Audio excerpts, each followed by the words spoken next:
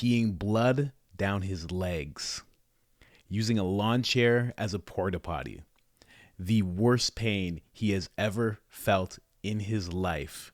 You are about to hear the story of David Goggins running his first 100-mile race. I'm Coach Colin, coolest high-performance coach in the world, bringing you the absolute best insights to the podcasts and videos you love.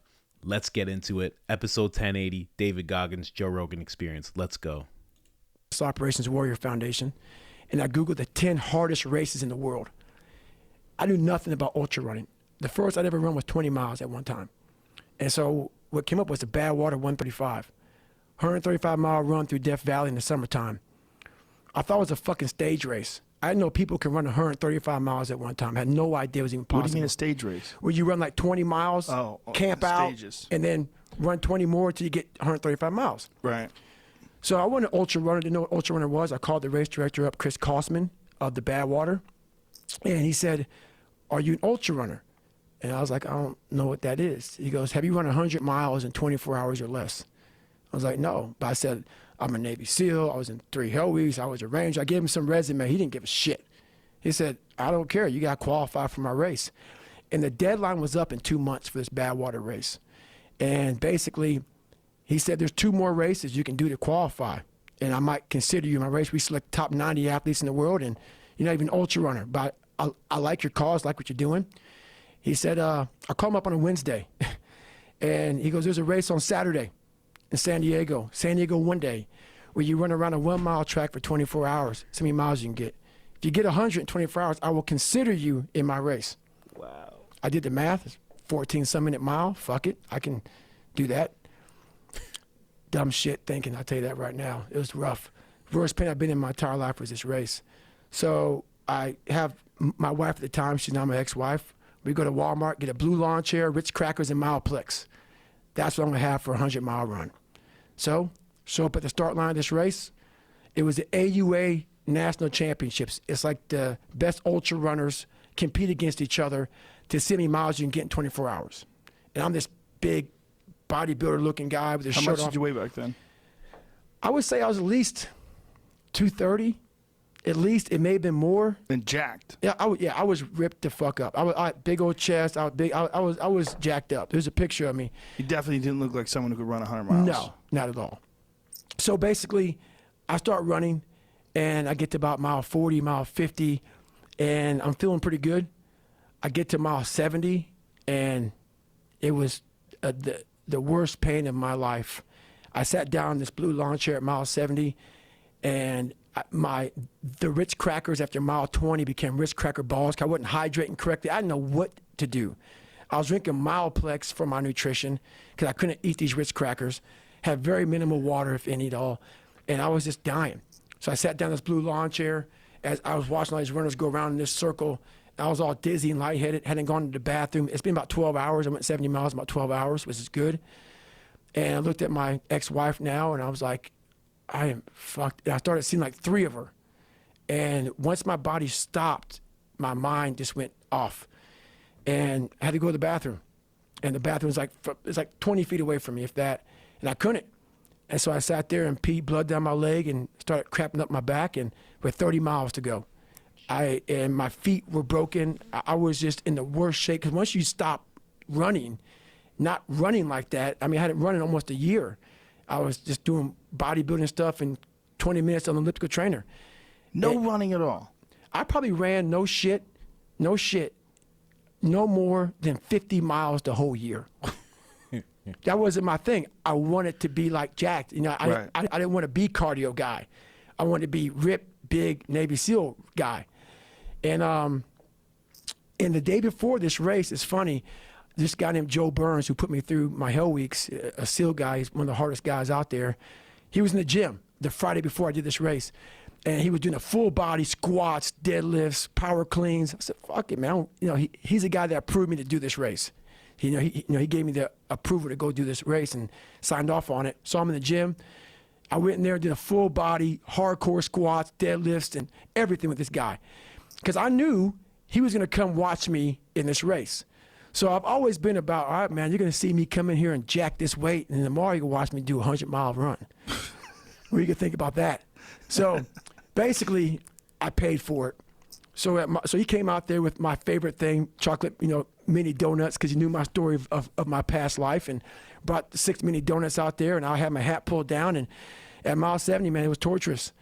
And with blood down my leg and 30 miles to go, I started reaching the cookie jars, man. I started pulling off all kind of stuff.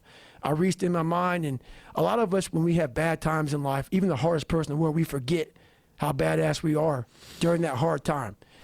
I have a thing where I take a couple seconds to reflect on, hang on, man, you've been through this, you've been through that, you overcame this, overcame that.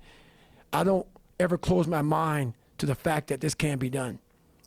And I knew I had to get up. I needed nutrition. I needed hydration. I needed to stop being dizzy. So that's the first thing I did. I didn't panic on I had 30 more miles to go to get 100. I started about the process. Slowly but surely, I was able to stand up, and I was literally hobbling around this track, just walking, no running at all. I couldn't run. My feet were in the worst pain. This is the worst pain I've been in my entire life. Nothing in any training is even comparable to this last 30 miles. And what happened was, my ex-wife looked at me and she's like, man, we agreed I'm not going to make the time. I was going way too slow. And at that time, at mile 81, something clicked that I'll never probably be able to do again, when my mind, body, spirit, soul, everything just connected. And my mind knew I wasn't fucking around anymore. It knew I wasn't going to quit. It knew that guy was dead and buried and gone. And I was going to die out here on this fucking well for whatever reason why, I was going to get through this motherfucker. I didn't give a damn. It made there was no fucking crowds. There was no trophy at the end. I wasn't even in a race in my mind. It was nothing. It wasn't about nothing. There was no nothing. It was a bunch of people who didn't know who the fuck I was, and it was me against me. And I used all these different dark places to start bringing out light and just fucking going deeper and deeper. Ended up running the next 20 miles. I ran 101 miles, and I ran the next 20 miles, at about a 10:30 pace. And I did 101 miles in 18 hours and 56 minutes. Sat back down in that blue porta potty, now my chair that I got from Walmart. And that's when the body realized I was done. And this great feeling came over me, but also the worst pain in my life. That's when I took a humongous shit on myself. Literally like a fucking log up my fucking back. Pissed so much blood down. And my wife she was a nurse. And she was freaked out. I couldn't get up. I couldn't stand up. She backed this Camry on the knoll of the grassy area I was at. And we were both lifters at the time, so she was decently strong. I put my arms around her neck. She got me to the back seat of the car, let the windows down because I smelled like horrible shit. And I had this poncho on it because it was November in San Diego, so I'm sitting there jackhammering in the back of this car. And she was terrified. I need to get to the doctor. I need to get to the doctor. So I said, just take me home. So we lived on the second story or the second deck of this apartment complex in San Diego. I got to the first deck, so I get out of the car and I could stand up, but with my arms around her neck. So I was just leaning down because I was going to pass out. I got to the first deck, went down, just couldn't stand up anymore. Got around her neck, worked up my way up the railing, got my arms around her neck again, walked to the kitchen area, which was right in the front door. I was laying on the poncho liner, crap was everywhere.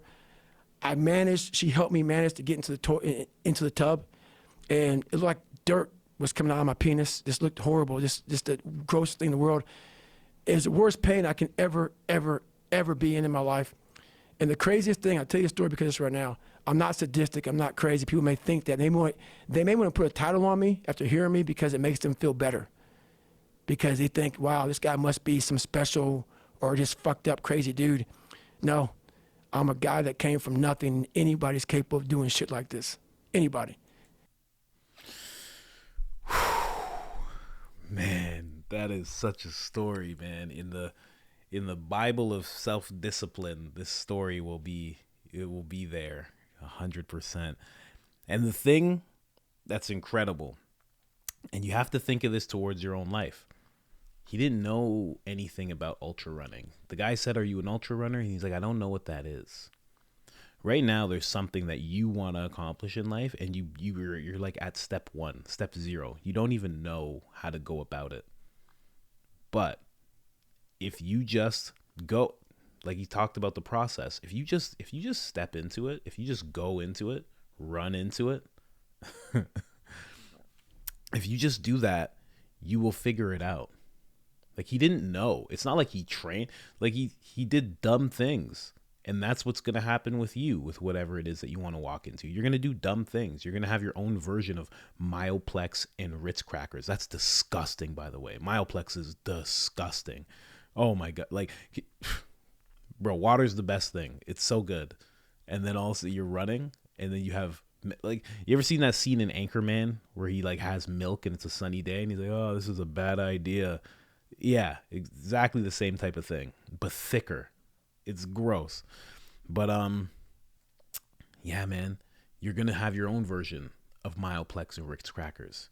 You're going to have your own version of going through the worst pain that you've ever felt, and pee and blood and and shitting yourself. You're going to have your own version of that. You have your own version of needing to put your arms around somebody's neck and they lift you and throw you into a car. You're going to have your own version of that, right? But the biggest lesson to learn from this is what was at the end. The worst pain of his life, yes, but also victory. He also accomplished. He stepped into the thing that he knew nothing about, and he stumbled through it, and he ran through it. In mile 81, what happened? Mile 81. I want you to think of this in terms of something that you're going to go through. He was 81% or 80% because he ran 101. 80% done the thing he was trying to do, and then something clicked. Which means that whatever you're trying to go through, whatever you're going through, whatever you're pushing through right now, you're going to have to push a long way before something clicks. You don't just start at step 0 and something clicks and it's just a breeze and you're running your 10-minute miles all of a sudden. That's not how it goes. You're going to have to stumble through. You're going to have to make some dumb decisions. You're going to have to go through a lot of pain. And then something's going to click. And you're going to start making these amazing strides where your mind, body, and spirit all align. Like, this is such a valuable story in terms of like what's possible for you.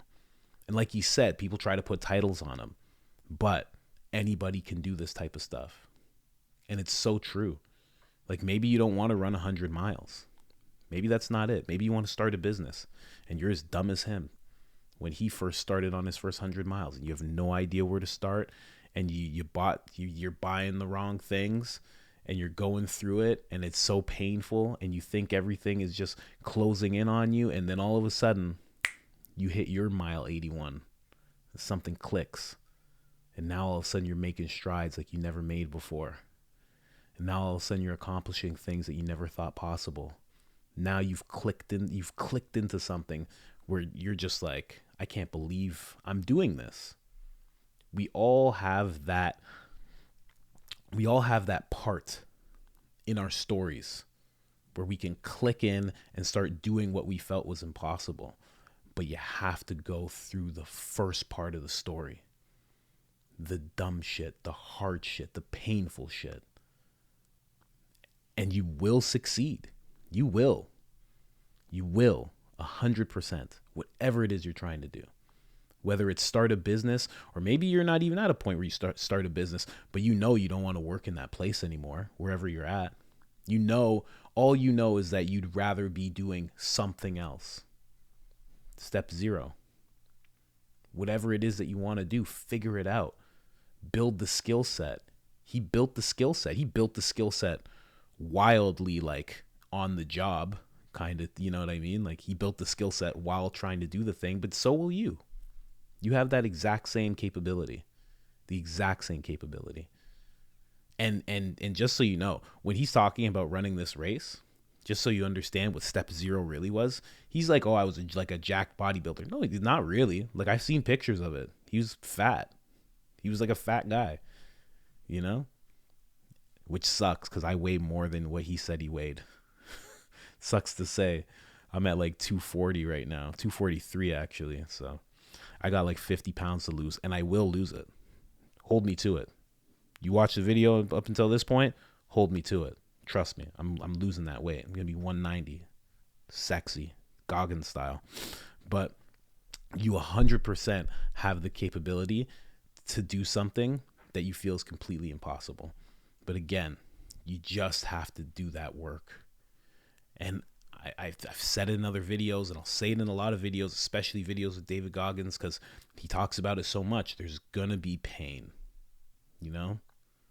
If I looked at you right now, I'm going to do some videos on Cameron Haynes. This kind of applies to it. But if I looked at you right now and said, move this 100-pound rock, and you've never moved a 100-pound rock before, but I said you have to move it, let's go. Or you felt in your heart that you had to move it. You try and move it, and you wouldn't be able to. You'd be at step 0. Then you start grabbing it from here, you start grabbing it from there. But I'm giving you whatever amount of time you need to do it. Days, weeks, whatever. Doing this, you're doing that. Eventually, you're going to figure out, I got to get stronger in this way. Actually, you know what? I didn't realize. I thought it was just my arms that I had to really work out. I thought I just needed the skill set of my arms, but it turns out my forearms are actually pretty important. You know what? I realize now I have to actually get my shoulders intact. You know what? I realized a lot of my back needs to come into play. Then all of a sudden you click and you go, my legs. And the next thing you know, all of a sudden that rock that you couldn't move at all, you all of a sudden have it. And you're holding it now. And you're like, okay, now what? Well, I worked my legs. Everything starts to click. All of a sudden you stand up. You take a couple of steps. You drop it. And you go, okay. And you do it again. What do I need to do? Okay, I need to work my forearms. I need to work my arms, my shoulders, my back, my legs. You come back to it next week. You pick it up. It's a little easier because you've been through it before. A little easier. You take a couple more steps. You drop it. You go, okay. Then you go back again. My forearms, my arms, my back, my shoulders, my legs. The next thing you know, you're moving the rock. You don't start in the position of being able to move the rock, right? You start in a position where you have no idea what to do. And in the pursuit of moving the rock, you learn how to move the rock. In the race of running 100 miles, he learned how to run 100 miles. In the pursuit of what it is that you want to do with your life, what you want to become, that is how you will become it. It takes the work, and it will be hard work. And there will be times when nobody wants to help you. In fact, there might be times when people actually shit on you for what you're trying to do, and you have to push past it. You have no choice. Like David just said, don't put any labels on him. He was just like you. He was just like you. And then he did the impossible. And then he did it. But he was just like you when he started. And if he was just like you, that means you could become just like him. You have the power. All you got to do is just move that rock, run those miles, piss that blood, shit yourself a little bit.